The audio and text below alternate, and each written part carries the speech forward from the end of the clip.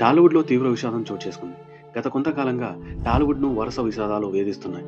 తాజాగా వెండితెరపై, బుల్లితెరపై తనదైన నటనతో గుర్తింపు తెచ్చుకున్న సీనియర్ నటి వాహిని అలియాస్ పద్మ బుధవారం సాయంత్రం తుది శ్వాస విడిచారు. గత కొంతకాలంగా ఆమె రొమ్ము క్యాన్సర్‌తో పోరాడుతున్నారు. బుధవారం ఆమె ఆరోగ్య పరిస్థితి విషమించడంతో తన స్వస్థలమైన విజయనగరంలో తుది శ్వాస విడిచారు. 1978లో విజయనగరంలో జన్మించిన వాహిని సినీ పరిశ్రమలో జయవాహినిగా పేరు తెచ్చుకున్నారు.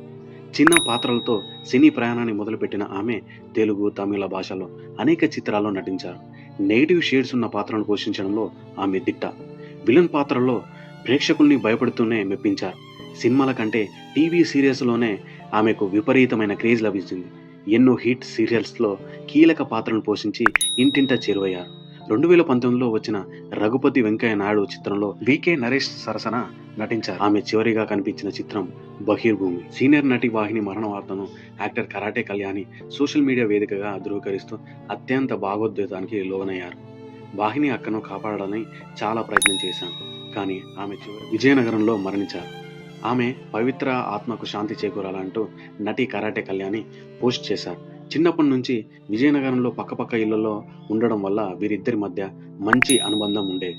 వాహిని అనారోగ్యంతో ఉన్న సమయంలో ఆమె వైద్య ఖర్చుల కోసం కరాటే కళ్యాణి పలువురి నుంచి విరాళాలు సేకరించి అండగా నిలిచారు. క్యాన్సర్ మహమ్మారి వాహినిని శారీరకంగానే కాకుండా ఆర్థికంగానూ దెబ్బతీసింది. ఆమె చికిత్స కోసం కుటుంబం చాలా ఇబ్బందులు పడింది. క్యాన్సర్ 4వ దశకు చేరుకోవడంతో వైద్యులు కూడా చేతులెత్తేశారు. చివరి రోజులను తన సొంత ఊరిలో గడపాలని ఆమెను విజయనగరం తీసుకురాగా అక్కడే ఆమె ప్రాణాలు విడిచారు.